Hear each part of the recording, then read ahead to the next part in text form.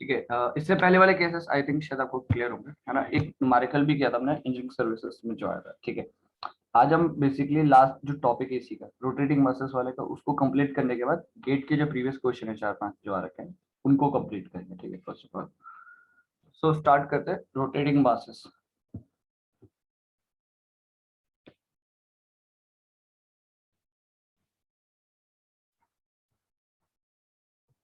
Several revolving masses.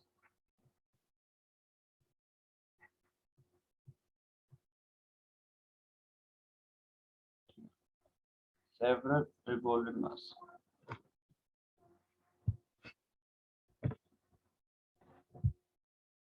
ठीक है। देखो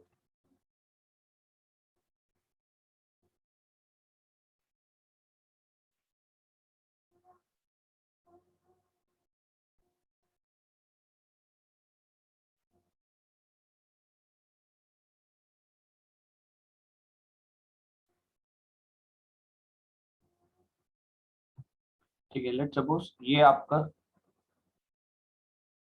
m1 मास है। ठीक है, let suppose this is m2 mass and this is m3 मास। ठीक है। वन मोर देन वन होगा बेसिकली, टू हो सकता है, 3 4 5 कुछ भी हो सकता है। ठीक है। तो हम एक जनरल केस ले, तो ये आपके बेसिकली मासेस है। ठीक है। अब ऑब्वियसली बात है एक बैलेंसिंग मास की रिक्वायरमेंट होगी सो दैट वो इस सिस्टम को क्या कर पाए, बैलेंस कर पाए। ठीक है। अब यहाँ पे अगर आप यहाँ पे देखते हो, ठीक है, लेट सपोज एक हम कंसिडर कर लेते हैं बैलेंसिंग मास लाइक दिस।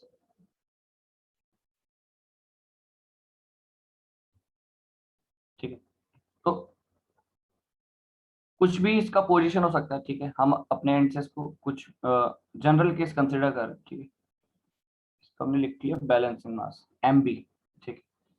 अच्छा, यहाँ पे सबसे पहले आपको एक और चीज डिफाइन करना है, एंगुलर पोजीशन। ठीक है, let suppose angular position with respect to horizontal anticlockwise direction में थीटा 1 हो गया। ठीक है। फिर हम इसकी बात करें, दिस इज थीटा 2 एंड अगर हम इसकी बात करें, दिस इज थीटा 3। ठीक है। एंगल्स का आपको खासकर ध्यान रखना है कि एंगल्स हम मेजर कहाँ से कर रहे हैं। ठीक है, एक रेफरेंस लिया हमने, वहां से हम मेजर कर रहे हैं in the anti clockwise direction. ठीक है, this is theta 3 and finally जो लास्ट वन है हमारे पास बैलेंसिंग मास के केस में, वहां पे जो एंगल होने वाला है it will be theta B. ठीक है। कोई भी पर्टिकुलर पोजीशन हो सकती है, अभी हमें ये नहीं पता कि कहाँ होगा बेसिकली बैलेंसिंग मास। वो तो हमारे इक्विलिब्रियम इक्वेशन से हम सॉल्व करेंगे तब जाके हमें पता चलेगा। ठीक है। तो एक तो हम जनरल केस ले रहे हैं। ठीक है, जैसे तो ये चीज है करेक्ट। यहाँ से आपको ये चीज क्लियर होनी चाहिए। ऑब्वियसली बात है, आप ये जो देख रहे हो ये साइड व्यू देख रहे हो। ठीक है। आपको याद होगा ये चीज हमने डिस्कस भी किया था। बेसिकली ये जो आप व्यू देख रहे हो this is your side view, है ना। ये क्या आपके पास साइड व्यू है।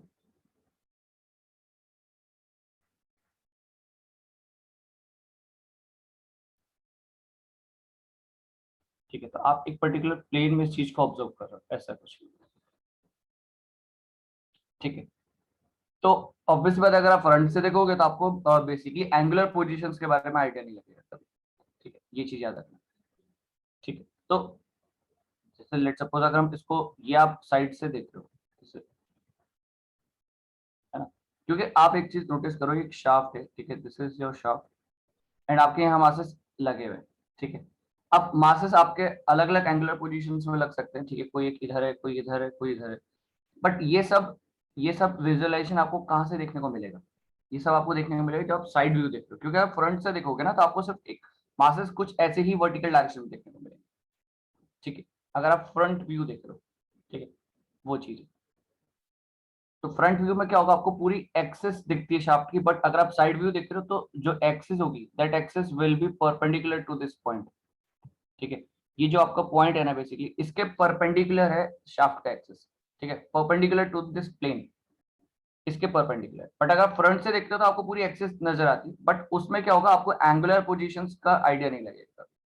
ये जो डिफरेंट मासेस है उनका एंगुलर पोजीशंस क्या है। ठीक है, इसलिए हम जनरली साइड व्यू हमेशा बनाते हैं। ठीक है, ये एक चीज याद रखना बस। ठीक है, तो उसको जस्ट क्लियर कर देते हैं, जस्ट फॉर अंडरस्टैंडिंग आपको ये चीज पता होना चाहिए।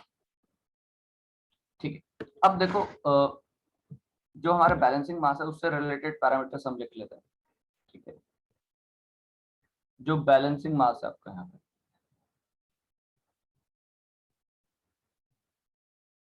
उससे रिलेटेड पैरामीटर्स क्या होंगे? एक तो हो गया आपका मास ऑफ बैलेंसिंग मास, ठीक है, जो उसका मास होगा balancing mass.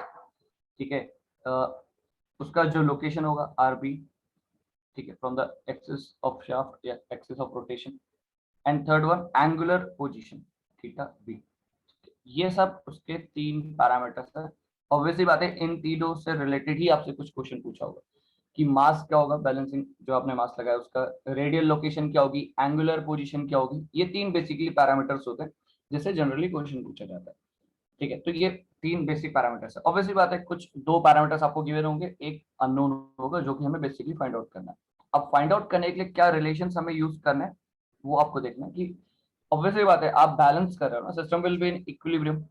For system is in equilibrium तो हमें इक्विलिब्रियम कंडीशंस अप्लाई करनी है। ठीक है, इक्विलिब्रियम कंडीशंस अप्लाई करनी है। अब आप यहाँ पे एक चीज नोटिस करोगे, देखो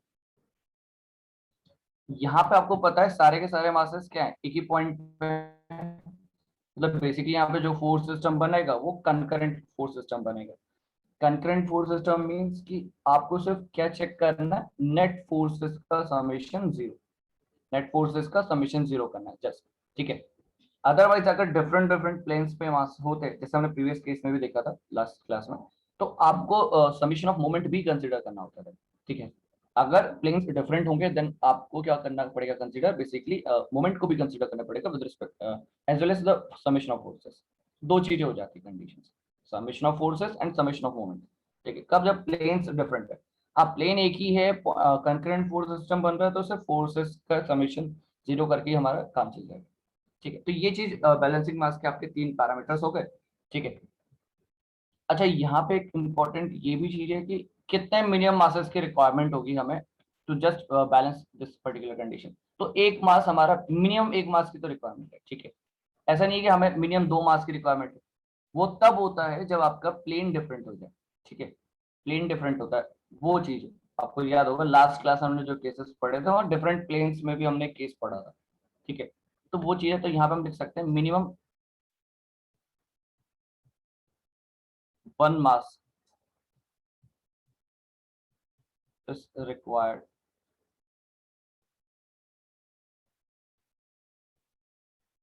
ठीक है, minimum one mass is required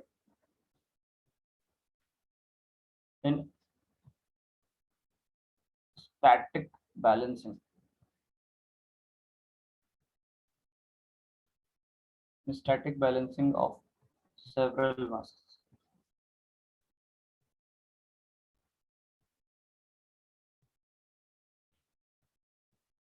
static balancing basically बोलने का मतलब क्या है, प्लेन सबका एक ही है, मतलब बेसिकली कंकरेंट फोर्सेस आपको यहाँ पे देखने को मिल रहा है। ठीक है, so all forces are concurrent, ये भी हम लिख लेते हैं, ऑल फोर्सेस आर कंकरेंट।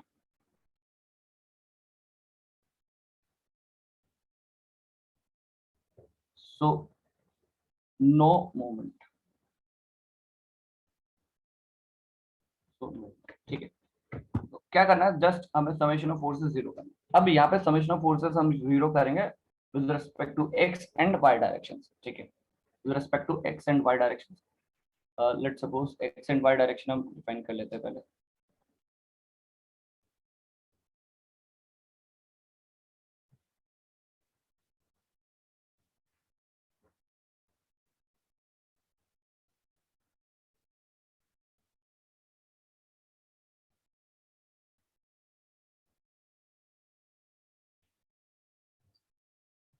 ठीक है, सो बेसिकली ये आपका हो गया, आपका basically this is X, this is Y.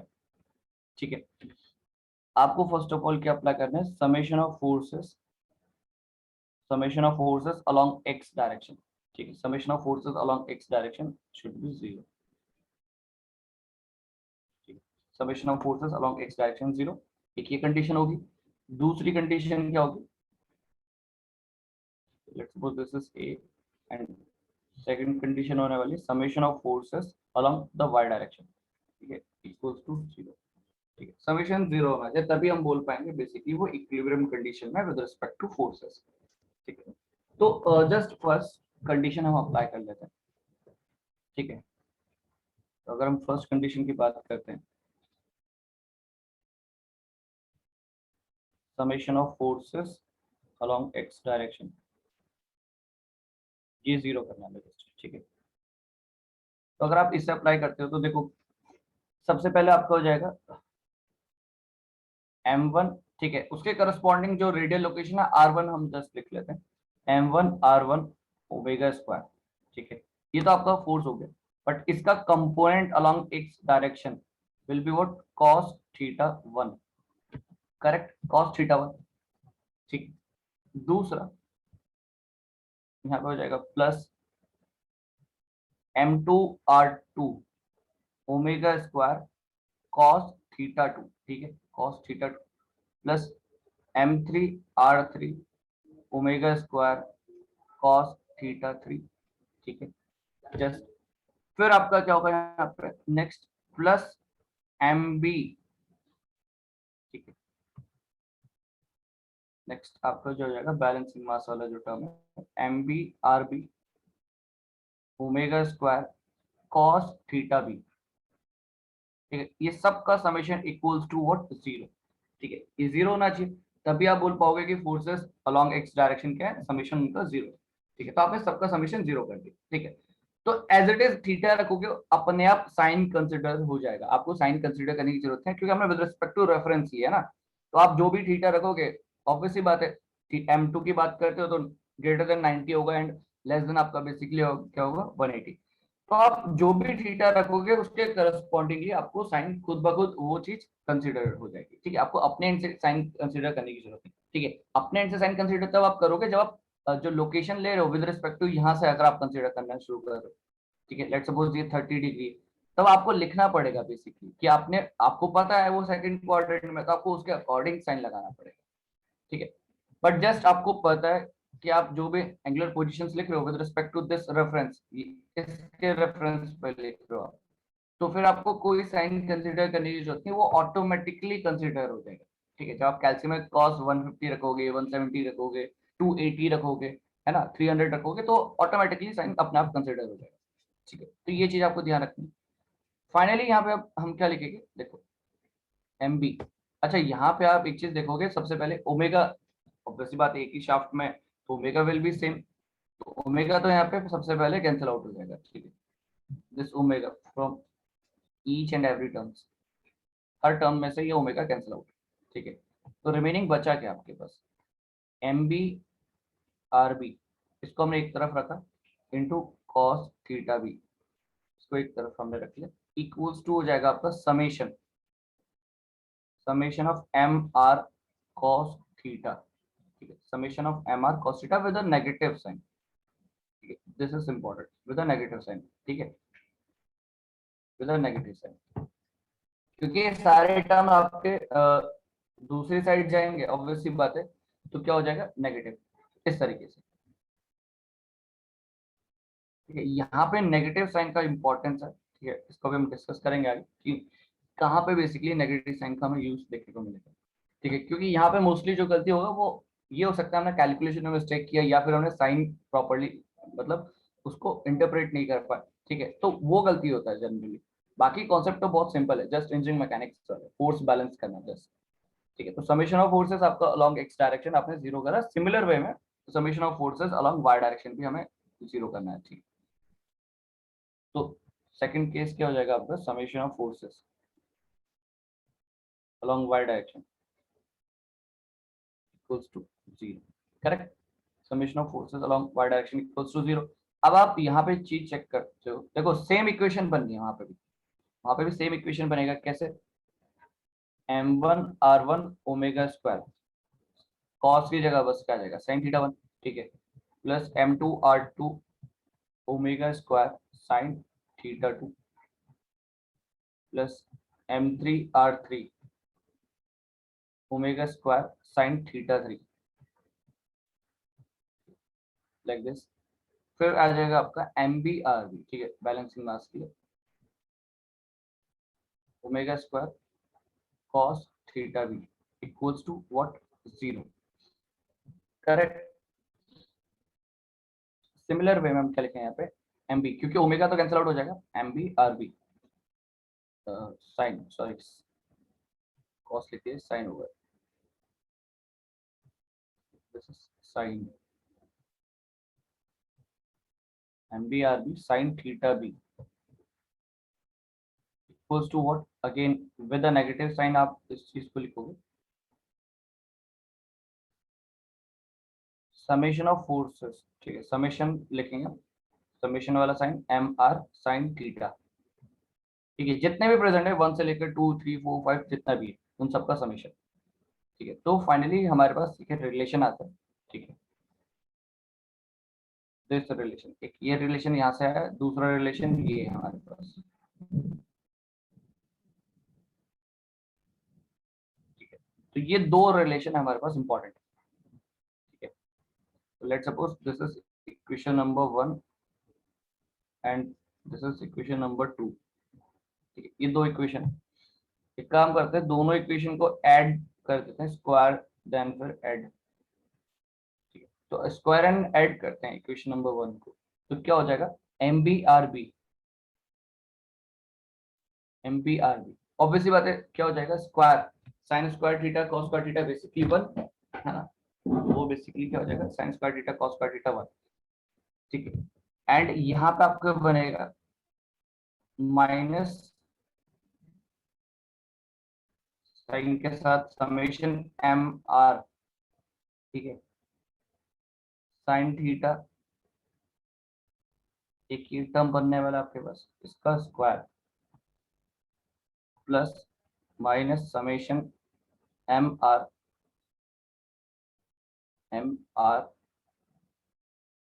Cos theta, इसका स्क्वायर, ठीक है। एंड ऑब्वियसली बात है, क्योंकि MBRB का स्क्वायर होना है तो अंडर रूट इसमें हम साइन अप्लाई कर देंगे,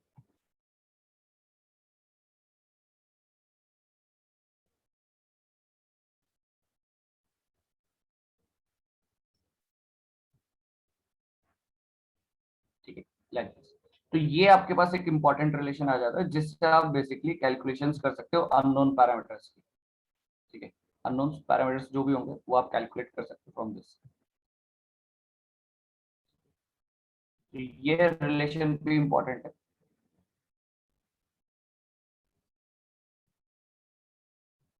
तो जस्ट हमने क्या करा, इक्वेशन 1 का स्क्वायर प्लस इक्वेशन 2 का स्क्वायर, करेक्ट, ये चीज, इतना बेसिक पार्ट आपको आई थिंक क्लियर हो गया होगा, ठीक है। अब यहाँ पे आपको ये चीज देखो, यहाँ तक ये चीज क्लियर होगी। अब एक और रिलेशन, अगर इक्वेशन 1 एंड 2 को बेसिकली हम डिवाइड करते हैं, ठीक है, लेट सपोज 2 डिवाइडेड बाय 1 करते हैं, तो क्या हो जाएगा, साइन थीटा बेसिकली, MBRB तो बेसिकली कॉमन, वो चीज कैंसिल आउट हो जाएगी, साइन थीटा भी और कॉस थीटा भी अगर आप डिवाइड करते हो तो it will be tan theta B, है ना, and it will be equals to what, minus summation MR sine theta, ठीक है।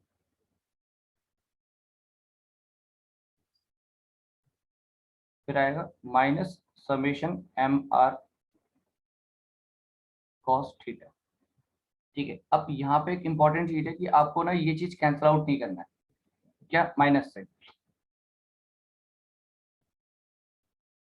ठीक है। क्यों नहीं माइनस करना, उसके पीछे रीजन ये है क्योंकि बिकॉज अगर आप इसे कैंसिल आउट कर दो तो आपको करेक्ट इंफॉर्मेशन नहीं मिलेगा with regard to the quadrant in which balancing mass is there, कि बैलेंसिंग मास आपका किस पर्टिकुलर क्वाड्रेंट में, कहाँ पे उसका पर्टिकुलर लोकेशन है, वो हम आइडेंटिफाई नहीं कर पाएंगे, ठीक है। देखो फॉर एग्जाम्पल जस्ट एक चीज देखो, यहाँ पे एक जस्ट एक एग्जाम्पल लिखते हैं, अगर मैं बोलूं कि समेशन MR साइन थीटा का वैल्यू आया आपका पास 4, ठीक है, and summation MR cos theta का वैल्यू आया 5, लेट्स सपोज ये वैल्यू आया, तो अगर मैं टेन थीटा में रखता हूँ वैल्यू, और अगर मैंने नेगेटिव साइन कैंसिल आउट करा तो इट विल बी 4/5। अगर मैं नेगेटिव साइन को कैंसिल आउट कर रहा हूँ, अगर नेगेटिव साइन को मैं कैंसिल आउट नहीं कर रहा हूँ, इट विल बी व्हाट, -4 -5। ठीक है, मैग्नीट्यूड वाइज कोई प्रॉब्लम नहीं। ठीक है, दिक्कत ये है कि जब आप क्वाड्रेंट बनाओगे, जब आप क्वाड्रेंट बनाओगे तो आपको पता है 4/5 इसकी लोकेशन जो होगी, ठीक है, ये जो होगा आपका θ1, लेट्स सपोज θ2, तो 1 के केस में आपका लोकेशन ये आएगा, ठीक है, और 2 के केस में लोकेशन ये आने वाला है। ठीक है, बात समझ में आ रही? इस तरीके से लिख, ठीक, आपको बात समझ में आ रही? ये चीज, ये हो जाएगा आपका θ1 और इसके लिए हो जाएगा ये θ2। तो नेगेटिव साइन को आपको कैंसिल आउट नहीं करना है, ठीक है, क्योंकि आप एक चीज देखो, अगर आप नेगेटिव साइन को कैंसिल आउट नहीं करते ना तो माइनस माइनस है, माइनस माइनस ये वाला माइनस, ये माइनस, तो थर्ड क्वाड्रेंट में आपने कैंसिल आउट कर दिया दोनों पॉजिटिव, तो ये फर्स्ट क्वाड्रेंट में आ गए। ठीक है, तो इस वजह से ये प्रॉब्लम होता है। तो आपको ये नेगेटिव साइन को कैंसिल आउट नहीं करना है। ठीक है, नेगेटिव साइन आया क्यों? बेसिकली हमने क्या करा, टोटल इक्वेशन में सारे फोर्सेस को ऐड करके जीरो करा, एमबीआरबी वाला जो टर्म था, और बाकी सारे टर्म आपके दूसरी साइड आ गए। ठीक है, तो समेशन तो ऑब्वियस सी बात है, एक नेगेटिव साइन आएगा ही आएगा जब वो दूसरे राइट हैंड साइड जाएंगे, तो नेगेटिव साइन तो आना ही था वो चीज। तो इसलिए वो नेगेटिव साइन हमारा कंटिन्यू चल रहा है आगे तक। तो आपको ये चीज फॉर्मूले में जब भी आप याद करोगे तो नेगेटिव साइन याद रखोगे। ठीक है, तो यहाँ पे आप चाहो तो लिख भी लो, do not cancel the negative sign, don't cancel the negative sign, don't cancel the negative sign.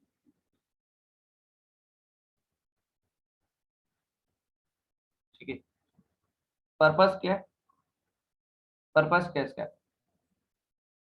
इसका पर्पस है बेसिकली, ऑब्जेक्टिव क्या है इसका, कि we can identify, we can identify the location of balancing mass.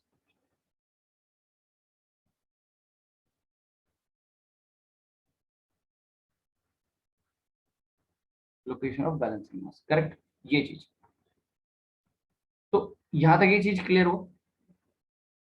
ठीक है, तो आपको negative sign basically cancel out नहीं करना है। ठीक है, सो ये जो चीज हमने लिखा है बेसिकली, दिस इज रॉन्ग। ठीक है, ठीक, करेक्ट।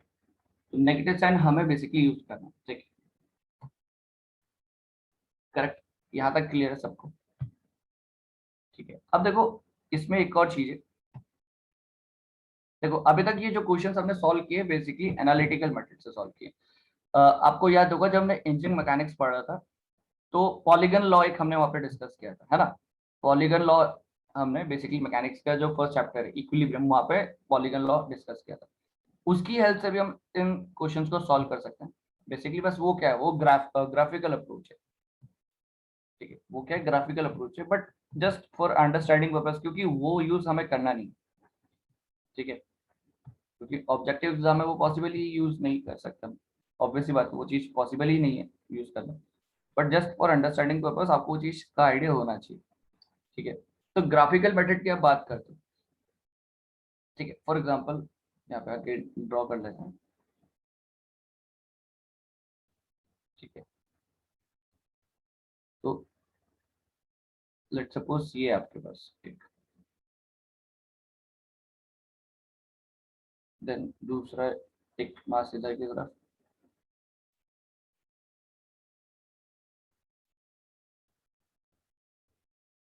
फिर देन ऐसा कुछ। ठीक है, तो यहाँ पे मीट कर रहे हैं, let suppose this is m1 m2 m3। ठीक है, लाइक इस तरीके से कुछ है, करेक्ट। तो ये आपका कुछ है, तीन अनबैलेंसिंग है जहाँ पे तीन मासेस का बेसिकली ऑब्वियसली बात है, एक बैलेंसिंग मास हमें इंट्रोड्यूस कराना पड़ेगा सो दैट वो बैलेंस हो सके। ठीक है, अब कैसे आप कैलकुलेट करोगे कितना उसका मास, क्या उसकी लोकेशन होगी, क्या मैग्नीट्यूड होगा, वो सब चीज है, तो ग्राफिकल मेथड से भी हम उसको सॉल्व कर सकते हैं।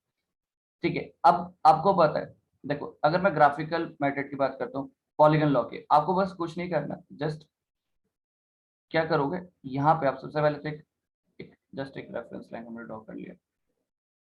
अब देखो क्या है कि आपको पता है ये फोर्स का डायरेक्शन किधर की तरफ होने वाला है, सेंट्रीफ्यूगल फोर्स का फॉर m1 इस तरफ, m2 का, m2 के लिए इस तरफ होगा, m3 के लिए कुछ इस तरफ होगा, है ना। ये चीज जस्ट यही लाइंस हमें ड्रॉ करनी है, ठीक है। देखो विद रिस्पेक्ट टू, अच्छा ऑब्वियसली बात है ये आप कैलकुलेट कर लोगे क्योंकि आपको m1 पता है, ठीक है, r1 पता है, ओमेगा पता है, तो आप बेसिकली क्या कैलकुलेट कर सकते हो, सेंट्रीफ्यूगल फोर्स किसके लिए, m1 की, करेक्ट। तो आपने वो चीज बहुत इजीली कैलकुलेट कर ली, ठीक है। तो वैल्यूज कैलकुलेट कर ली, मैग्नीट्यूड मिल गया। मैग्नीट्यूड को आपको ग्राफिकली प्लॉट करना है ना, तो आपको एक स्केल अज्यूम करना पड़ेगा कि यार लेट सपोज जो मैग्नीट्यूड आएगा फोर्स का वो इन टर्म्स ऑफ न्यूटन आएगा।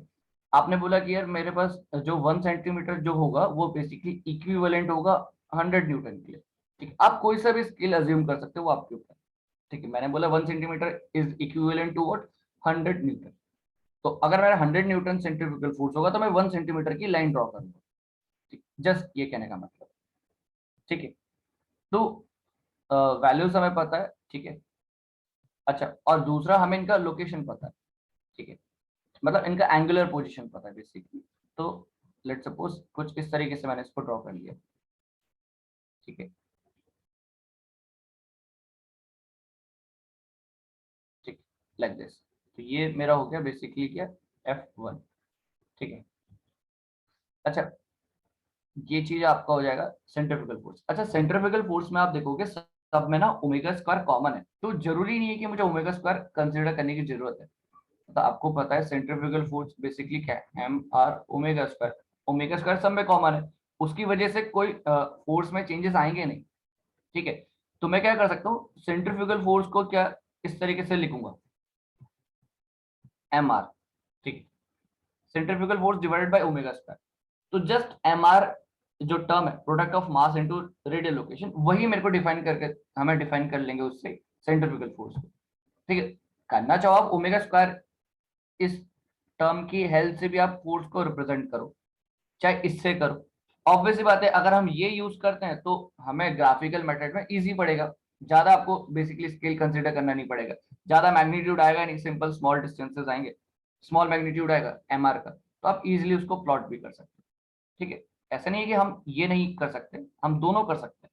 हम centrifugal force divided by omega square क्यों कर रहे हैं, पर्पस सिर्फ इतना है ताकि आपका जो प्रोडक्ट है एम आर ओमेगा स्क्वायर ये थोड़ा कम हो सके, क्योंकि एम आर ओमेगा स्क्वायर बहुत लार्ज टर्म होगा, तो उसको हम रिड्यूस करने के लिए ओमेगा स्क्वायर से डिवाइड कर रहे हैं। एंड ओमेगा स्क्वायर का हर सेंट्रीफ्यूगल फोर्स में सेम रिप्रेजेंटेशन, मतलब आप कोई भी सेंट्रीफ्यूगल फोर्स निकालो m1 के लिए, m2 के लिए, m3 के लिए, सब में ओमेगा स्क्वायर ही तो मल्टीप्लाई हो रहा है ना, तो उससे तो कोई चेंजेस आ नहीं रहे सेंट्रीफ्यूगल फोर्सेस में, तो ऑब्वियसली बात है उसको कंसीडर करने की जरूरत ही नहीं, ठीक है। तो वो चीज मैं कह रहा हूँ जैसे, तो यहाँ पे हम जो लिखेंगे ऑब्वियसली बात है सेंट्रीफ्यूगल फोर्स को डिफाइन कर रहा है डायरेक्शन फोर्स, बट हम लिखेंगे क्या, m1r1, ठीक है, m1r1, क्योंकि हमने ओमेगा स्क्वायर नहीं कंसीडर किया, कहने का मतलब सेंट्रीफ्यूगल फोर्स को ओमेगा स्क्वायर से डिवाइड किया, ठीक है, सिंपल रखने के लिए, ठीक है। अपना जो रिप्रेजेंटेशन है, ग्राफिकल रिप्रेजेंटेशन, उसको सिंपल रखने के लिए ही हमने ओमेगा स्क्वायर से डिवाइड कर दिया है, ठीक है। कहने का मतलब ये नहीं होगा कि M R is centrifugal force, ठीक है, जस्ट वो रिप्रेजेंटेशन है सेंट्रीफ्यूगल फोर्स का, but it is not a centrifugal force, ये चीज आपको याद रखना है, ठीक है। अब दूसरा आ जाता है m2 के लिए। m2 का डायरेक्शन देखो इसके अलावा है ना, दिस इज m2, तो यही m2 हम बेसिकली उठाकर यहाँ रखेंगे कुछ इस तरीके से, ठीक है। तो इसका जो डायरेक्शन है कुछ इस तरीके से,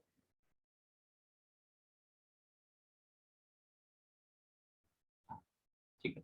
उसके बाद आप देख सकते हो कि m3 का डायरेक्शन कुछ इस तरीके से, तो ये आपको कुछ इस तरीके से बनेगा।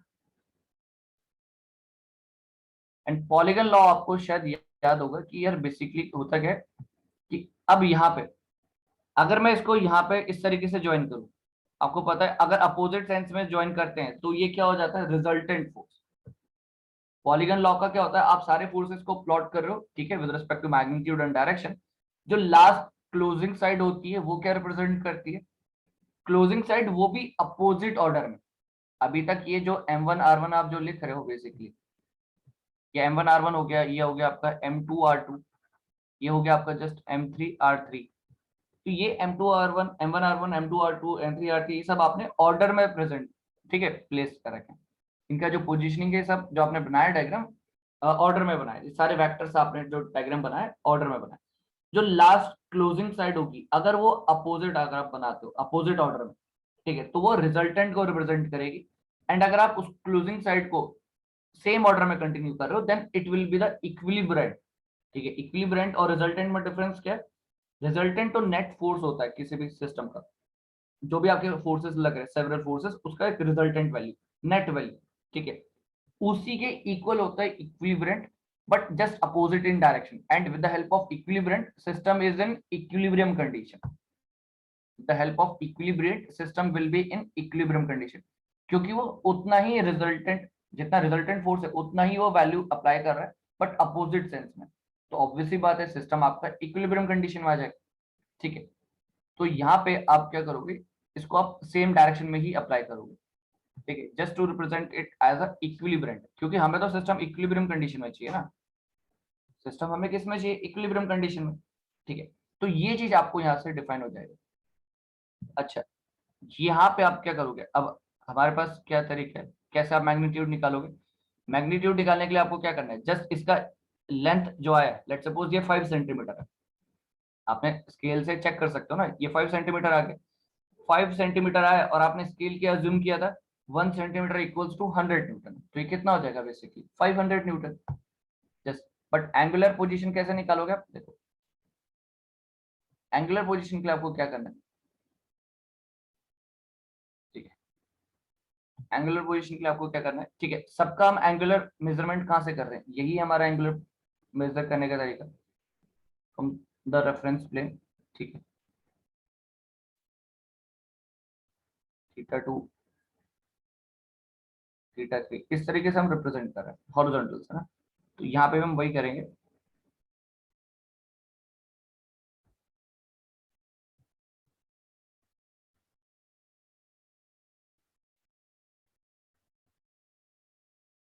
इस तरीके से, ठीक है, तो it will be what, theta 2, it will be theta 2। ठीक, तो हॉरिजॉन्टल से आप मेजरमेंट कर रहे हो ना, और वो भी इन एंटी क्लॉकवाइज डायरेक्शन। ठीक है, वो भी इन एंटी क्लॉकवाइज डायरेक्शन, जितना भी हमारा एंगुलर पोजीशन हमने निकाला है, सब आप कैसे चेक करो, anticlockwise direction from the horizontal reference plane. ठीक है, तो इस तरीके से हम ग्राफिकली क्वेश्चंस को सॉल्व कर सकते हैं। ठीक है, जस्ट अंडरस्टैंडिंग पर्पस के लिए आपको पता होना चाहिए। ठीक है, और जो हमने रिप्रेजेंटेशन लिया है सेंट्रीफ्यूगल फोर्स का, मास इनटू आर, मतलब M into R, radial location, omega square से डिवाइड कर लिया, जस्ट उसको इजी रखने के लिए, ग्राफिकल डायग्राम को इजी रखने के लिए आपने जस्ट ओमेगा स्क्वायर से डिवाइड कर लिया। बनेगा सेम डायग्राम बट एनलार्ज, उसका जो साइज होगा वो ज्यादा होगा, बस ये सेम शेप का बनेगा, बस उसका साइज ज्यादा होगा और कुछ नहीं। ठीक है, यहाँ तक चीजें क्लियर हुई? तो यहाँ तक आपको ये जो रोटेटिंग मास वाला जो कंसेप्ट है, आई थिंक ये चीज आपको क्लियर होगा। ठीक है, इतना बेसिक पार्ट। अब नेक्स्ट क्या है, हमारे पास जो गेट में क्वेश्चंस आए प्रीवियसली, उनको हम डिस्कस कर लेते हैं। ठीक है, जो गेट में क्वेश्चन अभी तक आई थिंक 4 to 5 क्वेश्चन आ चुके हैं। देखिए, बहुत सिंपल है, तो सबसे पहले एक एक करके क्वेश्चन हम डिस्कस कर लेते हैं। ठीक है, तो फर्स्ट ऑफ ऑल एक गेट में क्वेश्चन है, गेट 2005, यस, ठीक है, गेट 2005 में क्वेश्चन है, उसको हम डिस्कस कर लेते हैं।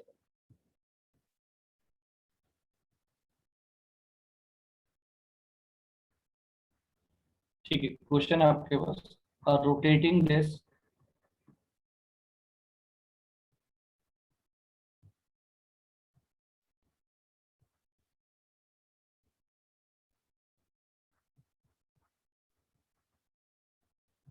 कन्वेटर dia S2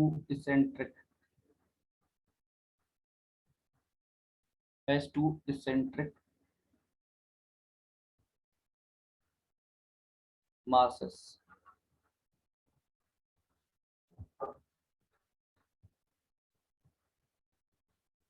of 0.5 kg each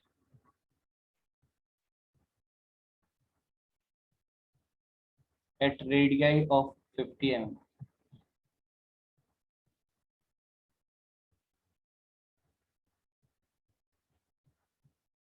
and 60 mm.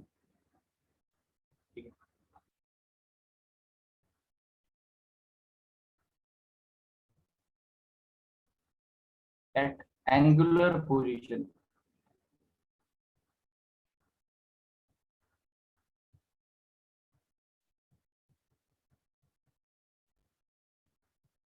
ठीक है, 0 degree and 150 degree respectively.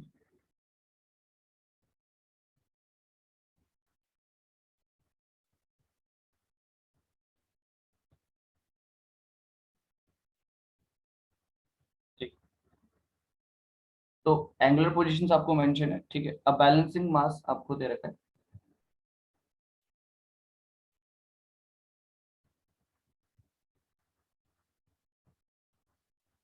Balancing mass of 0.1 kg.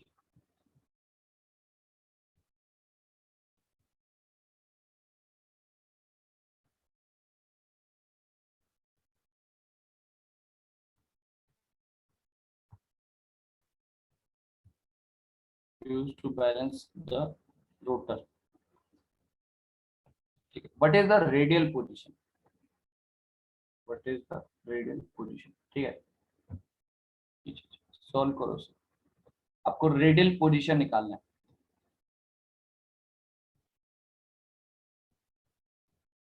Radial position of the balancing mass.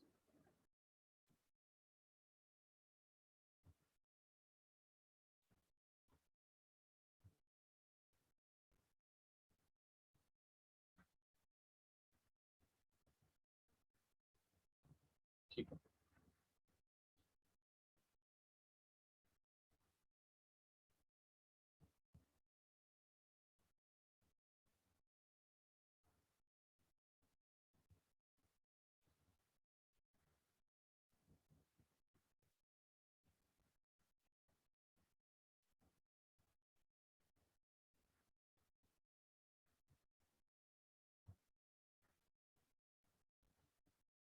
ठीक है. तो कुछ क्वेश्चंस में आपको डायग्राम दिया होगा, कुछ में सिंपली लैंग्वेज दिया होगा. आपको खुद से डायग्राम को कंस्ट्रक्ट करना पड़ेगा. ठीक है, क्योंकि विदाउट डायग्राम पॉसिबल नहीं है. अंडरस्टैंडिंग के लिए आपको डायग्राम का जरूर रिक्वायरमेंट पड़ेगा. ठीक है, तो फर्स्ट ऑफ ऑल आपको डायग्राम बनाना है. जो भी क्वेश्चन में डाटा गिवन है, जो भी लैंग्वेज गिवन है, उसके अकॉर्डिंग आपको डायग्राम बनाना है. देन फिर आप इक्वेशन अप्लाई कर सकते हैं जो भी हमने डिस्कस की जस्ट अभी. ठीक है, सॉल्व करो. से क्या आंसर आएगा?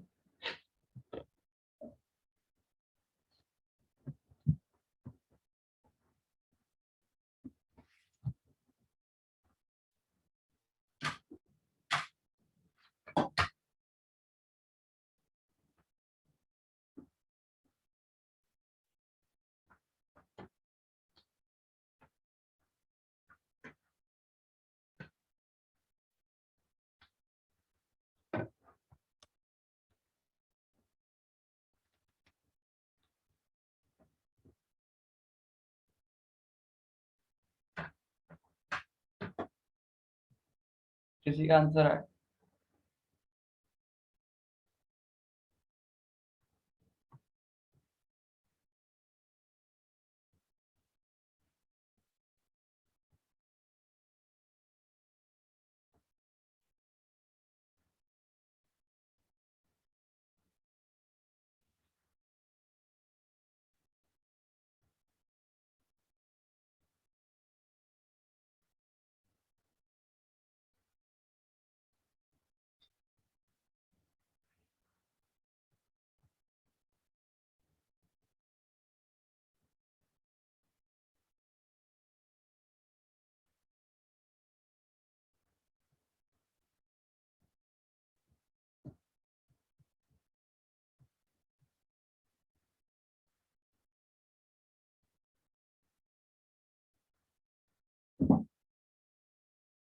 मास ऑफ जो बैलेंसिंग मास है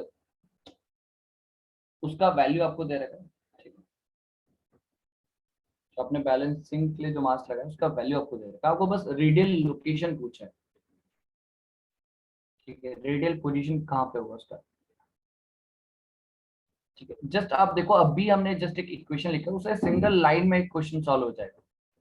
जस्ट सिंगल इक्वेशन आपको अप्लाई करना है, उसी से क्वेश्चन सॉल्व हो जाएगा. ठीक है, स्टार्टिंग में हमने जो डिस्कस किया था, तो जस्ट सिंगल इक्वेशन उसी को अप्लाई करो, उससे आंसर आ जाएगा इसी. ठीक है, बट उसके लिए सबसे पहले आपको डायग्राम जस्ट ड्रॉ करना है. 150 mm आंसर आ रहा है।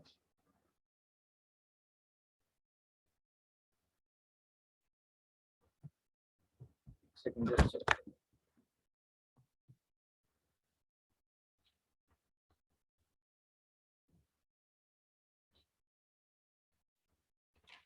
Yes 150 150 is the correct answer। 150 correct answer है। देखो एक चीज याद रखो, यहाँ पे सबसे पहले आपको डायग्राम बनाना जरूरी है।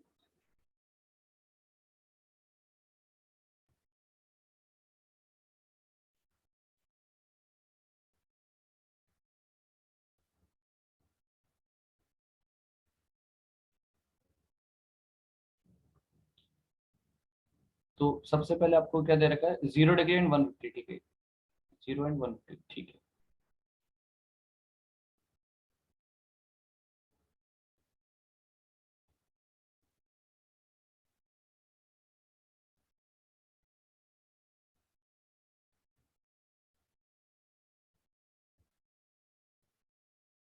ठीक है, 0 डिग्री बोलने का मतलब ये है कि वो इसी एक्सिस में ही है। ठीक है, 0 डिग्री बोलने का मतलब ये है ना कि वो यहाँ पे ही होगा कहीं, और ये M2 यहाँ पे। θ2 इज व्हाट 150 डिग्री, आपको ये चीज गिवन है, ठीक है, इस तरीके से। अब मास जो है बैलेंसिंग वाला कहीं भी हो सकता है, हमें नहीं पता उस बारे में, उसका एंगुलर पोजीशन हमें नहीं पता है। ठीक है, लेट्स सपोज यहाँ पे मैंने उसको जस्ट ड्रॉ कर दिया, इस बारे में हमें नॉलेज नहीं है कि अभी वो कहाँ पे है। ठीक है, एंड उसका रिक्वायरमेंट भी नहीं है बेसिकली फाइंड आउट करने का कि क्या उसका एंगुलर पोजीशन होने वाला है, उसकी भी जरूरत नहीं है हमें, है ना, करेक्ट। क्यों, आपको याद होगा जस्ट अभी मैंने जैसे आपको बोला प्रीवियसली अपने इक्वेशन लिखा था एक जगह, ये वाला, दिस पर्टिकुलर इक्वेशन। तो आप यहाँ देखोगे आपको angular position of the balancing mass की रिक्वायरमेंट ही नहीं है। बात समझ में आ रही है? क्या आपको लग रहा है कि आपको बैलेंसिंग मास की जो एंगुलर पोजीशन है उसकी रिक्वायरमेंट है? नहीं, उसकी रिक्वायरमेंट ही नहीं है, आप डायरेक्टली इस इक्वेशन से सॉल्व कर सकते हैं। बात समझ में आई? तो यहाँ पे आप डायरेक्टली इक्वेशन अप्लाई करोगे, ठीक है। अदरवाइज अगर आपको फॉर्मूला याद है तो आप डायरेक्टली अप्लाई करो, अदरवाइज 4 से समेशन 0 कर लो, वहां से आप इजीली सॉल्व कर सकते हो, ठीक है। तो यहाँ पे हम क्या लिखेंगे, कुछ इस तरीके से, summation of M B R B, पहले M B R B equals to what, under root, आपका ये चलेगा माइनस समेशन एम आर, ठीक है, कॉस थीटा का स्क्वायर, फिर आएगा आपका प्लस माइनस यहाँ पे आ जाएगा summation M R sine theta का स्क्वायर, ठीक है, मतलब इस पूरे ब्रैकेट जो एक्सप्रेशन है उसका स्क्वायर, फिर अंडर रूट। तो एम बी आपको गिवन है, बाकी सारी चीजें गिवन है, तो आप यहाँ से आर बी तो बहुत इजीली निकाल सकते हो ना, ठीक है। 150 आ रहा है सबका, एक बार कंफर्म कर दो। सूर्य 100 150 आया कि अभी मिस्टेक कुछ हुआ है? तो 150 आ गया ना, सिंपल, ठीक है। तो 150 विल बी द आंसर। तो जस्ट सिंपल है, अगर आपको देखो, अदरवाइज आपको फॉर्मूला याद है तो आप डायरेक्टली अप्लाई कर लो, कोई इशू नहीं उसमें। बट अगर आपको नहीं भी याद है तो क्या करना है, फोर्सेस का समेशन ही तो 0 करना है ना, और कुछ नहीं करना जस्ट, ठीक है। तो आपको अगर फॉर्मूला याद है तो इजीली आप इसको सॉल्व कर सकते हो, इसको यूज कर सकते हो, ठीक है। बाकी वैसा सिंपल ही है, ऐसा तो कुछ हार्ड है नहीं फॉर्मूले में। आपको पता है एक तरफ एम्बियर माइनस साइन और ठीक है, एमबीआरबी साइन थीटा भी negative sign and summation of M R sine theta and this particular formula, तो ये उतना डिफिकल्ट नहीं है, सिंपल है बहुत, ठीक है। बस यहाँ पे ये नेगेटिव साइन को कैंसिल आउट मत कर, ठीक है, do not cancel the negative sign, because वही हमें हेल्प करेगा टू आइडेंटिफाई द लोकेशन कि कौन से पर्टिकुलर कोऑर्डिनेट में वो होने वाला है, ठीक है, करेक्ट। जैसे आपको याद होगा जब मैकेनिक्स से क्वेश्चन किया था हमने शायद में भी, तो आपको याद होगा कि एक रिजल्टेंट फोर्स आता था, रिजल्टेंट बट कौन से लोकेशन में होगा, वो चीज फाइंड आउट करने के लिए भी हमने बोला था बेसिकली नेगेटिव साइन हम कैंसिल आउट नहीं करते, ठीक है। तो वो चीज हमें वहां से क्लियर होती है कि हाँ किस पर्टिकुलर क्वाड्रेंट में आपका रिजल्टेंट आ रहा है, तो वही सिमिलर चीज है बस, ठीक है। नेक्स्ट जो दूसरा क्वेश्चन है वो हम देखते हैं। नेक्स्ट एक और क्वेश्चन है I think। हाँ ये थोड़ा सही क्वेश्चन है।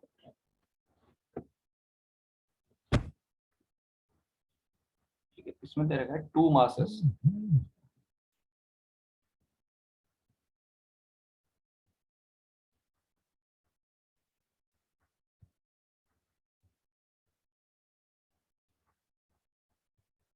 are attached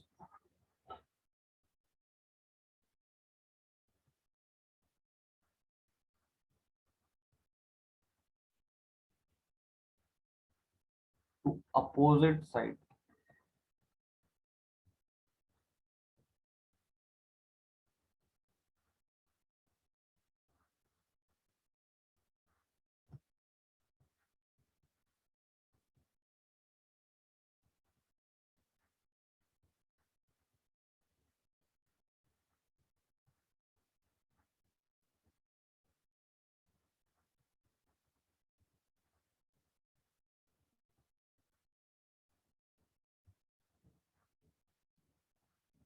ठीक है, तो two masses are attached to opposite sides of the rotating shaft in the vertical plane। ठीक है, then another pair of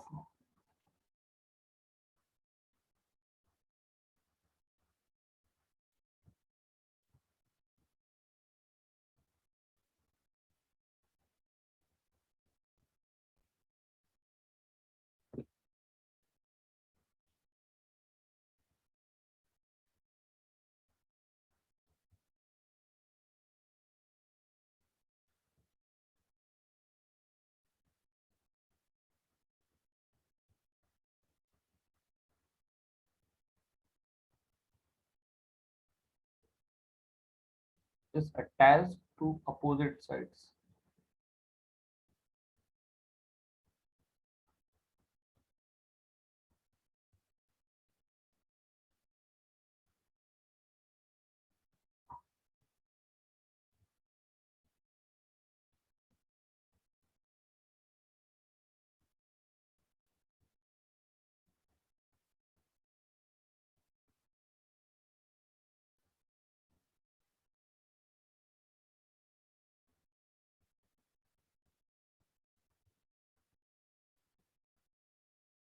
ठीक है, consider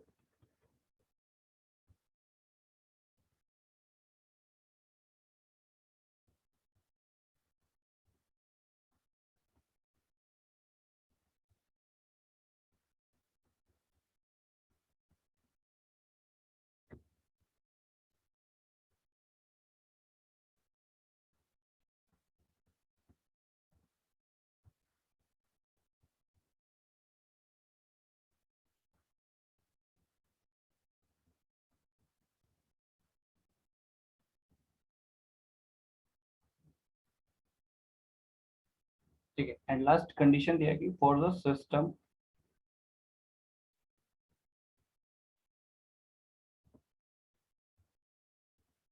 to be in dynamic to be in dynamically balanced।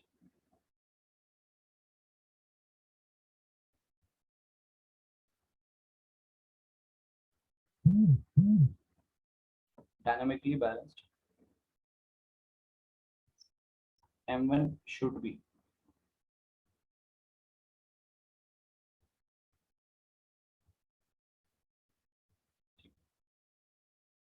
तो question का diagram हम draw कर लेते हैं first of all.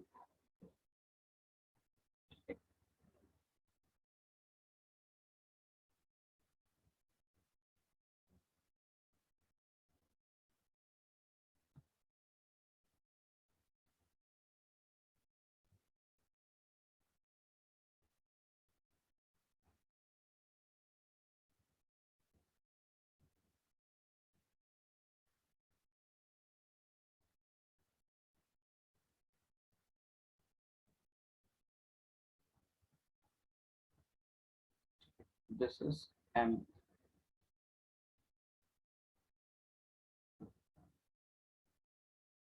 m1 m1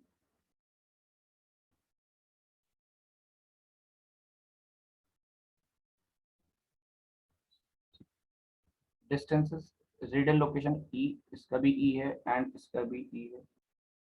ये M1 का रेडियल लोकेशन E1, E1, ठीक है। एंड यहाँ से लेकर यहाँ तक का जो डिस्टेंस है बेसिकली ये दिया है आपको B.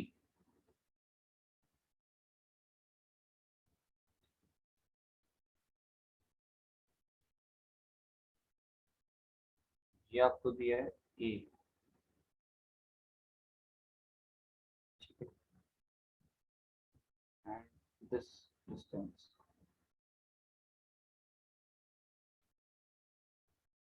This is A1।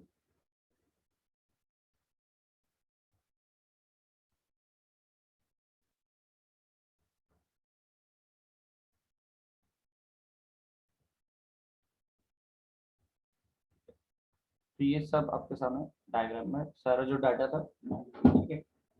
M1 kg, E आपको 50 km, E1 20 mm, B 0.3, ये आपको दे रखा है बेसिकली 2 मीटर, ठीक है।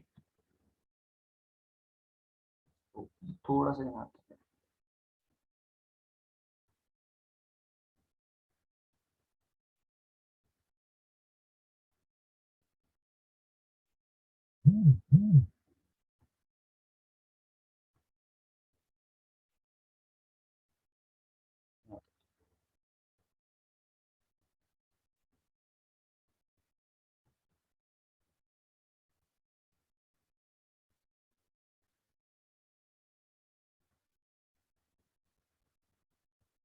ठीक है, तो सॉल्व करो इस क्वेश्चन को, ठीक है। तो यहाँ पर कंप्लीट डायग्राम भी दे रखा है आपको।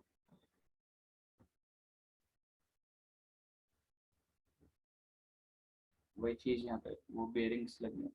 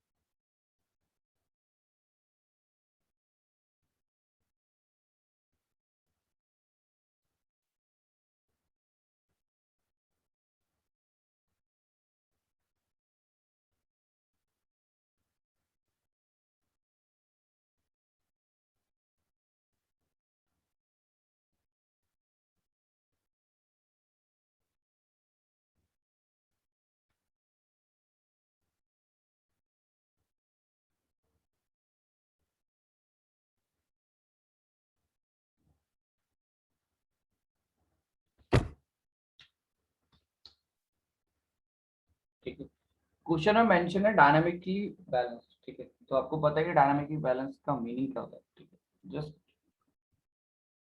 उसी से रिलेटेड आपको जो भी कंसेप्ट है उसी को अप्लाई करना है।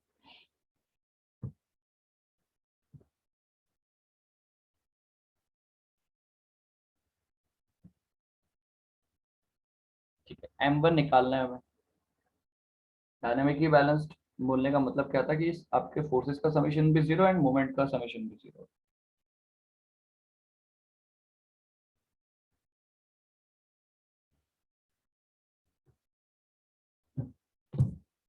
निकालो, बाकी लोग आंसर कितना आ रहा है।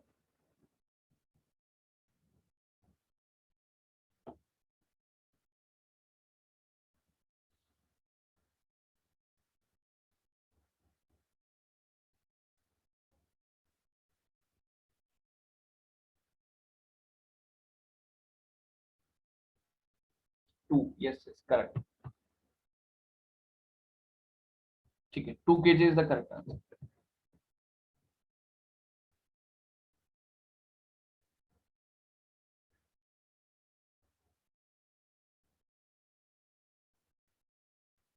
ठीक है।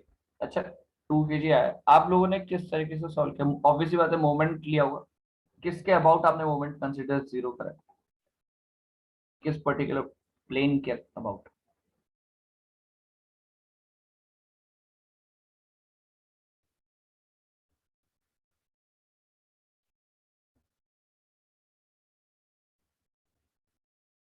ठीक है, ये बताओ कि आपने जो 2 kg आंसर जो आ रहा है, बेसिकली ऑब्वियसली बात है मोमेंट कंसिडरेशन करके जीरो आया होगा।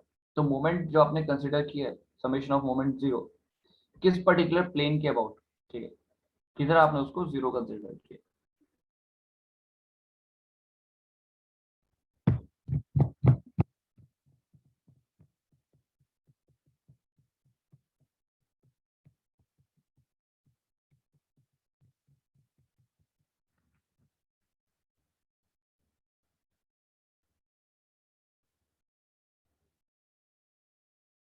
F1 ना? ठीक है। ठीक है, आप बेसिकली कहीं भी लो, देखो, ये सब चीजें डिपेंड किस पर करती है कि आपको निकालना क्या, फाइंड आउट करना क्या। ठीक है, हमें बेसिकली ये चीज निकालनी है M1। ठीक है, तो आपको क्या करना है, जस्ट मोमेंट कंसिडरेशन जीरो कर लेना है। सारी वैल्यूज आपको दे रखी है। ठीक है, आप क्या करो, इसके अबाउट इस पर्टिकुलर, क्योंकि हर एक ये आपका इंडिविजुअली, ये सब आपका एक पर्टिकुलर प्लेन है। ये भी आपका एक प्लेन है, ये भी आपका एक प्लेन है, ये भी आपका एक प्लेन है। ठीक है, ये सब आपके इंडिविजुअली प्लेन है। तो आपको मोमेंट कंसिडरेशन करना ही है यहाँ पे। ठीक है, ऑब्वियसली बात है, अगर एक ही प्लेन में होते, कंकरेंट होते, तो फिर मोमेंट कंसिडरेशन का कोई मतलब नहीं होता। ठीक है, स्पेसिफिकली इन्होंने मेंशन भी किया कि डायनामिकली बैलेंस्ड। ठीक है, तो हमेशा याद रखना, जब भी डायनामिकली बैलेंस बोलेंगे तो कहीं ना कहीं मोमेंट समेशन जीरो का आपको कंसेप्ट रिलेशन यूज करना होगा वहां पे। ठीक है, तो सिंपली आप क्या करोगे, समेशन ऑफ मोमेंट जीरो कर दोगे। ठीक है, जस्ट आपको क्या करना है, taking moment,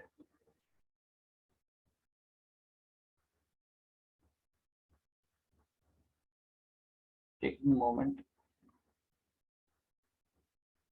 about left side, कोई सा भी लिख लो इसका, लेफ्ट साइड M1 प्लेन। ठीक है, बिकॉज इंडिविजुअली सबके वहां पे अलग अलग प्लेन है। तो आपको जस्ट मोमेंट कंसिडरेशन करना है, moment summation of moment about M1 लिखोगे आप। ठीक है, तो ऑब्वियसली बात है, ये तो आपको पता है फोर्सेस का जो डायरेक्शन है कुछ इस तरीके से, इसका इधर जाएगा, इसका इधर है, एंड इसका कुछ इधर है। बस ये डायरेक्शन आपको कंसीडर करनी है, एंड उस डायरेक्शन के अकॉर्डिंगली आप मोमेंट कैलकुलेशन कर सकते हो। तो ये आपका एंटी क्लॉकवाइज, ये क्लॉकवाइज, ये एंटी क्लॉकवाइज।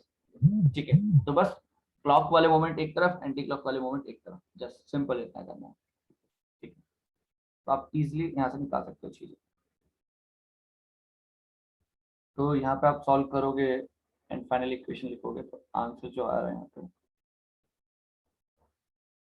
M1 का value it is equals to what, 2 kg, है ना? आई थिंक सबका आ गया होगा, बहुत सिंपल है। इक्वेशन आपको अप्लाई करनी है, समेशन ऑफ मोमेंट अबाउट, कोई भी आप एक रेफरेंस प्लेन लो, उसके बाद मोमेंट जीरो करो, सिंपल M1 निकालो। ठीक है, तो बैलेंसिंग के क्वेश्चन में आपको लैंग्वेज आपको बहुत बड़ा जरूर दिखेगा। ठीक है, डायग्राम भी आपको दिया हो सकता है कुछ केस में, कुछ केस में नहीं भी, बट क्वेश्चंस बहुत ही सिंपल है। सिंपल इंजीनियरिंग मैकेनिक्स जो कंसेप्ट है उन्हीं का ही एप्लीकेशन है। ठीक है, जो इंजीनियरिंग मैकेनिक्स में हमने कंसेप्ट सीखे थे, उन्हीं का ही डायरेक्ट एप्लीकेशन है यहाँ पे। ठीक है, पूरे बैलेंसिंग वाले चैप्टर में। ठीक है, चलो इसको तो सॉल्व कर ही लोगे आप अपने end से। ठीक है, नेक्स्ट नेक्स्ट क्वेश्चन एक बार उसको लिख लेते हैं। ठीक है, नेक्स्ट क्वेश्चन था हमारा 2017। हाँ, ठीक है, इसमें लिखा है क्वेश्चन में, 3 masses are connected,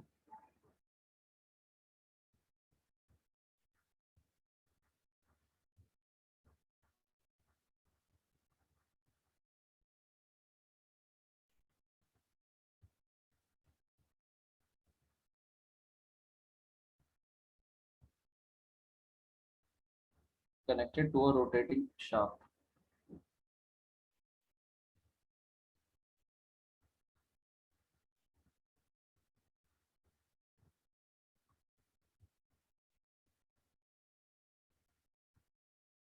supported on bearings A and B,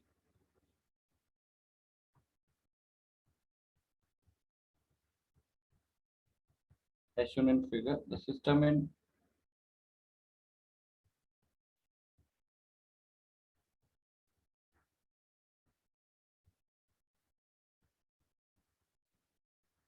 is in a space where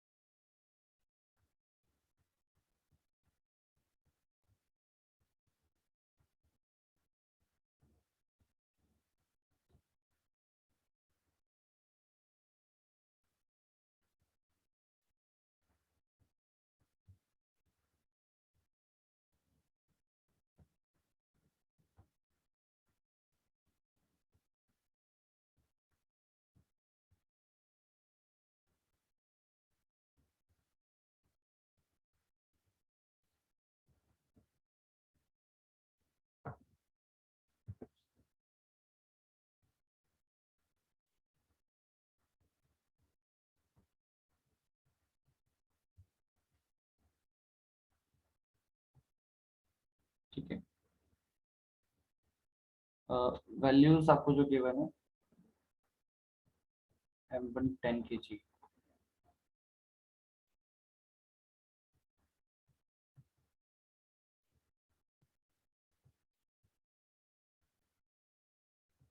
M3 2.5 kg,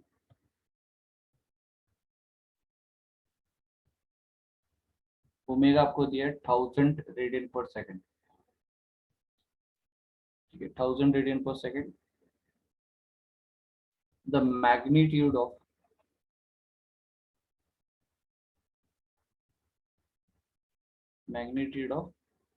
reaction,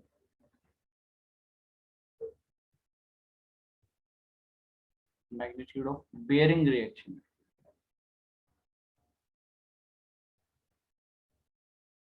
magnitude of bearing reaction at location B,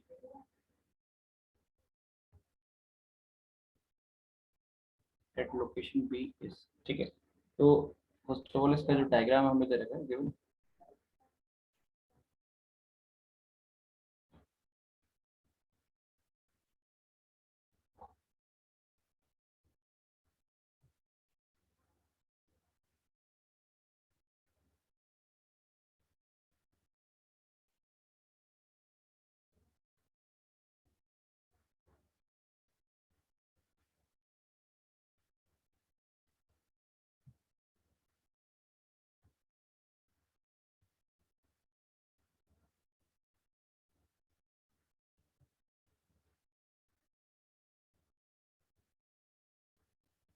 ठीक है M1 M2 M3,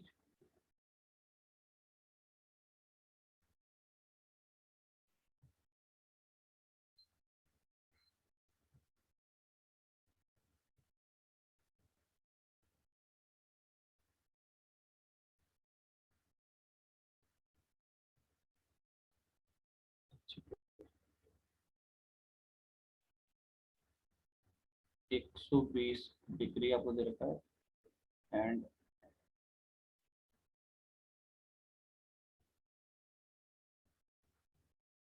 ये भी यहाँ से बेसिकली आपको 120 डिग्री दे रखा है, ठीक है।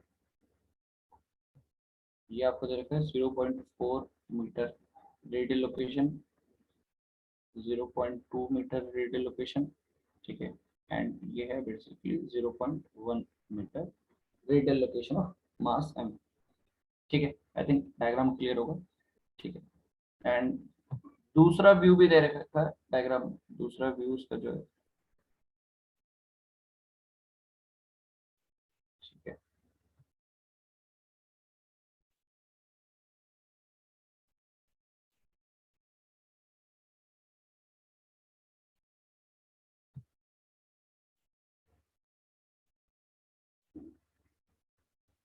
M2 एंड M3,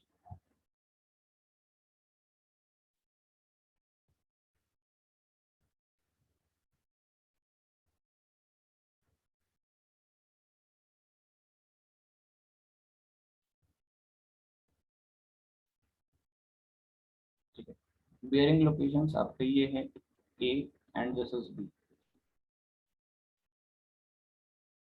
सॉल्व करो क्या होगा, बेयरिंग रिएक्शन एट बी।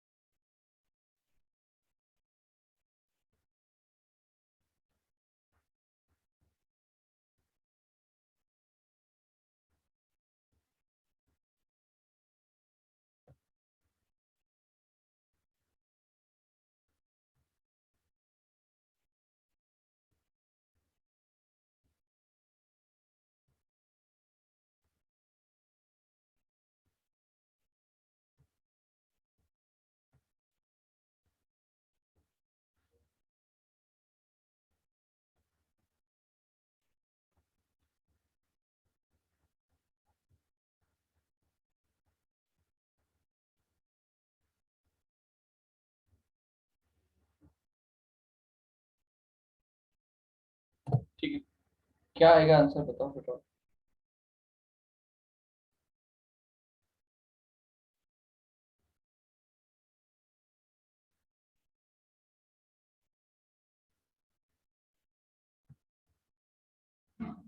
ठीक है, ये क्लियर है आपको, ये X direction this is Y direction. ठीक है, तो ये आप बेसिकली कौन सा व्यू देख रहे हो, साइड व्यू देख रहे हो। ठीक है, एंड ये कौन सा व्यू है, बेसिकली फ्रंट व्यू। ये जो पॉइंट है इसके perpendicular to this plane of board, तो इसके परपेंडिकुलर जो जाएगी एक्सिस वो आपका क्या है, शाफ्ट एक्सिस, जो कि ये जेड डायरेक्शन। ठीक है,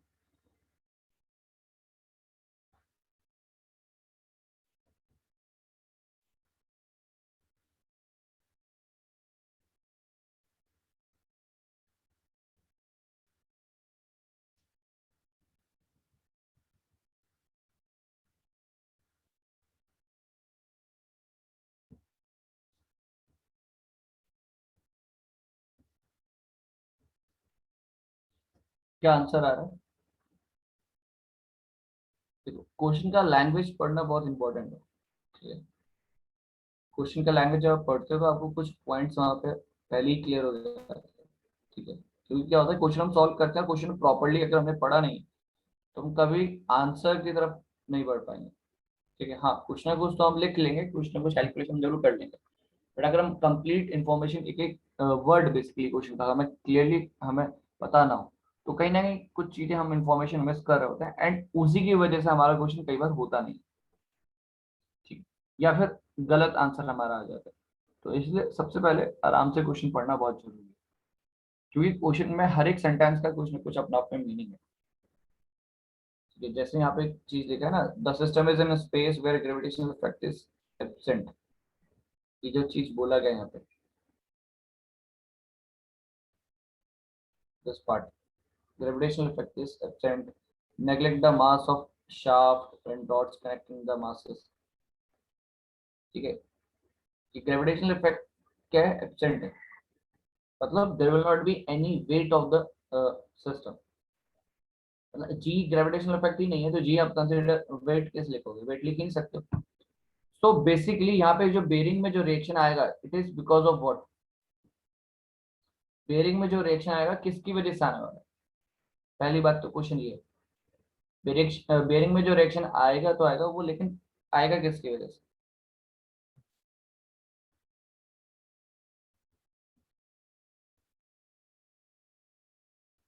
जब कोई ग्रेविटेशनल इफेक्ट नहीं है, मासेस नहीं है किसी के, तो बेरिंग में रिएक्शन आएगा किसकी वजह से, ये तो बताओ पहले।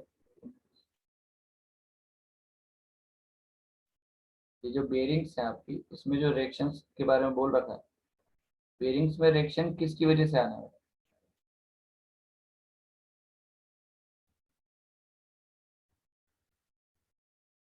हाँ, नेट फोर्स। हाँ, या बेसिकली आप उसको बोल सकते हैं अनबैलेंस्ड फोर्स। नेट फोर्स जो आ रहा है बेसिकली वही हमारा अनबैलेंस्ड फोर्स है। ठीक है, तो यहाँ पे कहीं भी बैलेंसिंग अनबैलेंसिंग की बात करी ही नहीं है। ठीक है, तो ये हमारी अंडरस्टैंडिंग इतना होना चाहिए कि यार जब कुछ भी ग्रेविटेशनल इफेक्ट्स नहीं है, कुछ भी नहीं है, तो बेरिंग में रिएक्शन आने का मतलब कहाँ से हुआ? क्योंकि बेरिंग सपोर्ट करती है किसको? शाफ्ट को। एंड शाफ्ट में जो लगा होता है वो सबको, उनका वेट जो होता है जनरली, वही वहां पे रिएक्शन देखने को मिलती है हमें बेरिंग में। वो सब आपने कंसिडर करा नहीं, वेट। तो रिएक्शन आएंगी किसकी वजह से? द नेट अनबैलेंस्ड फोर्स की वजह से। अनबैलेंस फोर्स किसकी वजह से आ रहे हैं? जो ये सेंट्रीफ्यूगल फोर्स होंगे हमारे यहाँ पे, ये जो मासेस लगे हैं ना, इनकी वजह से जो सेंट्रीफ्यूगल फोर्स आएगा, अगर ये बैलेंस नहीं होगा, मतलब कुछ ना कुछ अगर अनबैलेंसिंग रहेगी, तो वो कौन बेयर करेगा अल्टीमेटली? कौन? बेरिंग्स ही तो बेयर करेंगे, है ना? बेरिंग्स ही बेयर करेंगे उनको। तो बेरिंग में रिएक्शन आने का मतलब किसकी वजह से? Because of the unbalanced force. तो आपको बस बैलेंसिंग चेक करना था। ठीक है, आपको बस फोर्सेस का समेशन जीरो करके सॉल्व कर लेना था। ठीक है, तो जब आप फोर्सेस का समेशन जीरो करोगे, है ना, forces का summation of forces along x equals to 0, summation of forces along y equals to 0, यहाँ से आप सॉल्व करोगे तो आपको पता चलेगा ये तो कंप्लीटली बैलेंस्ड है, कोई भी अनबैलेंस फोर्स है ही नहीं। कोई भी अनबैलेंस फोर्स है ही नहीं, तो it means what? Bearing reaction क्या हो जाएगा? Zero. Bearing reaction will be what? Zero.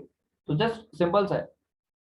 तो वही मैं वही बोल रहा हूँ हमेशा ना, जो बेसिक, आप एक चीज याद रखना, जितना आपके बेसिक पार्ट क्लियर होगा, चाहे कोई भी सब्जेक्ट हो, चाहे मैकेनिक्स के बेसिक्स क्लियर हो, चाहे आपके थर्मो के बेसिक्स क्लियर हो, थर्मो के बेसिक्स क्लियर होंगे, आप एचएमटी वाला part, RAC IC power plant बहुत इजीली कर लोगे।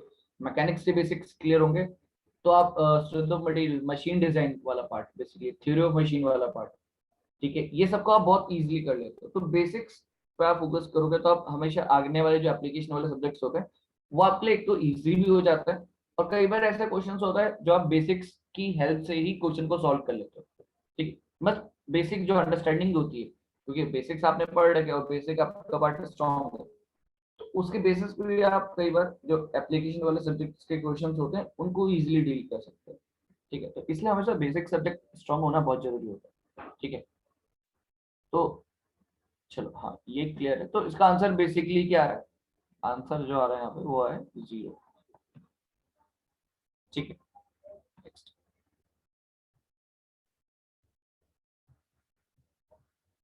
ठीक, नेक्स्ट एक और क्वेश्चन है।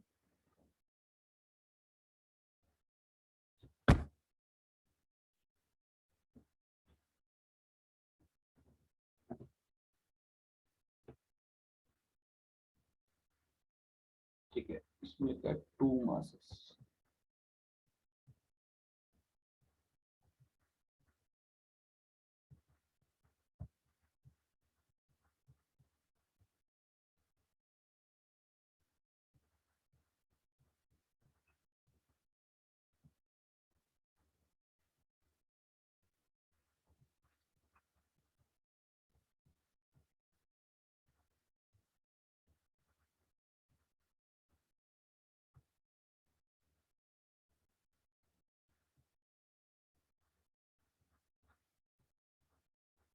कल की टाइमिंग एक बार मैं जरूर ग्रुप में मेंशन कर दूंगा, क्योंकि एक्चुअली क्या है, कल बेसिकली हम देखते हैं शायद सेंटर से ही क्लास लेंगे। ठीक है, क्योंकि ऑफिस तो खुल चुके हैं, तो कल से जो क्लासेस होंगी मोस्ट प्रॉब्ली आपका सेंटर से होंगी। तो सेंटर में क्या टाइम अवेलेबल है उसके अकॉर्डिंग एक बार मैं सर से डिस्कस कर लूंगा, देन फिर मैं आपको फाइनली बता दूंगा टाइम का, है ना। मोस्ट प्रॉब्ली वही 3 बजे ही रहेगा। इन केस अगर कोई स्लॉट है उसमें उस टाइम पे तो मुश्किल हो सकता है। हाँ, ऑनलाइन क्लास तो चलती रहेगी, ऑनलाइन जो हमारा सब्जेक्ट चल रहा है वो तो कंटिन्यू ही चलेगा। ठीक है, क्लासेस ऑनलाइन चलती रहेंगे, ऐसा कुछ।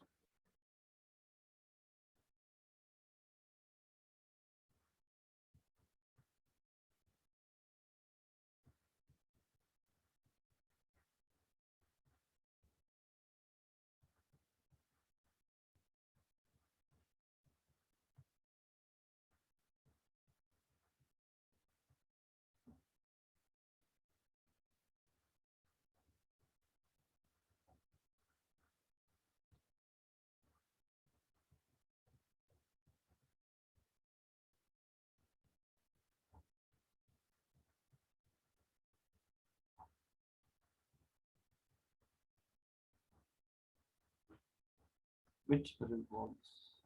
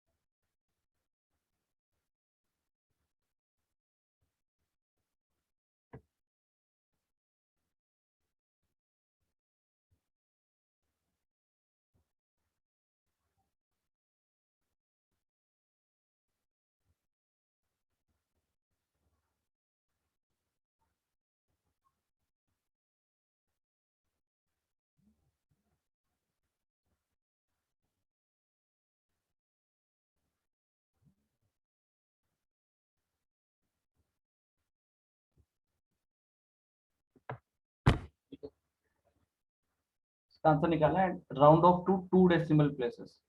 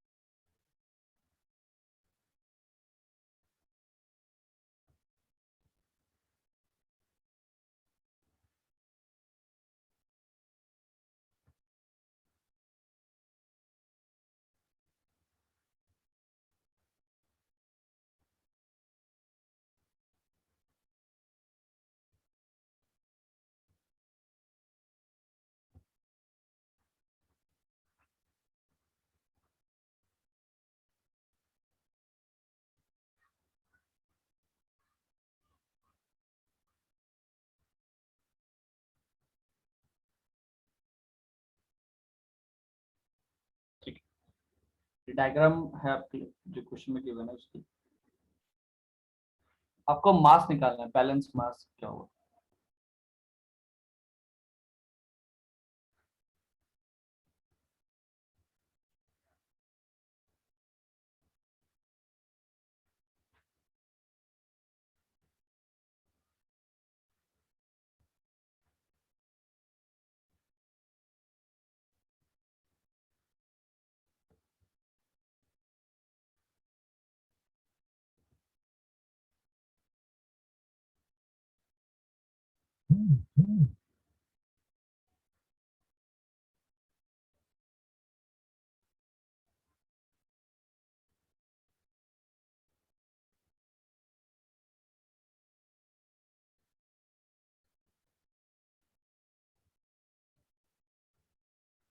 41.23।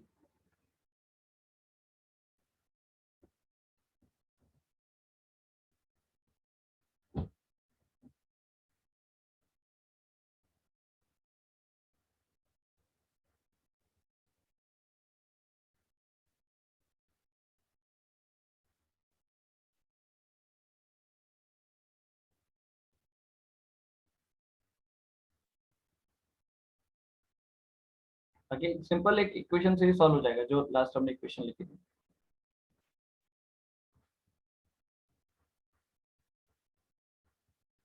क्योंकि इस बार क्वेश्चन में आपको रेडियल लोकेशन दे रखा है मास का, बैलेंस मास का रेडियल लोकेशन दे रखा है।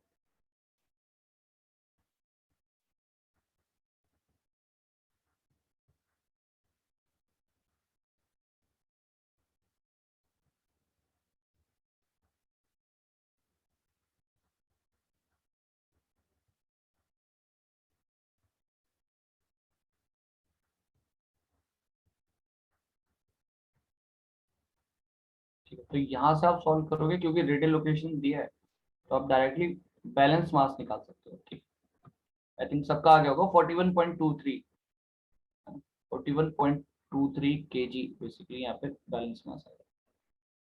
ठीक है, ये पर्टिकुलर आंसर। ठीक है, तो आप देखोगे क्वेश्चन बहुत ही सिंपल है, सिंपली इंजीनियरिंग मैकेनिक्स ही है बिल्कुल बैलेंसिंग में। तो ठीक है, बहुत ही सिंपल वाला पार्ट है। ठीक है, तो आई थिंक शायद ये सारे क्वेश्चन आपको क्लियर होंगे। ठीक है, तो ये वाला पार्ट आपका कंप्लीट होता है। ठीक है, इसमें लास्ट हमारा जो पार्ट बचता है रेसिप्रोकेटिंग वाला पार्ट। ठीक है, तो उसमें थोड़ा डायग्राम वाला पार्ट है, उसको फिर हम कल ही करेंगे उसमें डिजिटल बोर्ड में।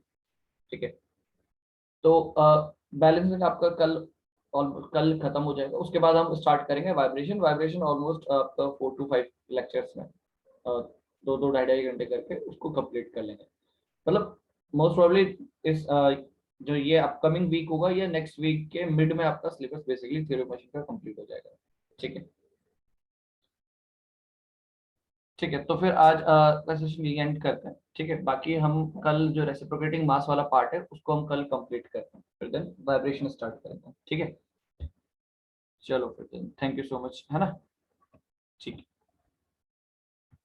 बाकी आप लोगों के कॉलेज क्या खुल चुके हैं क्या अभी तक?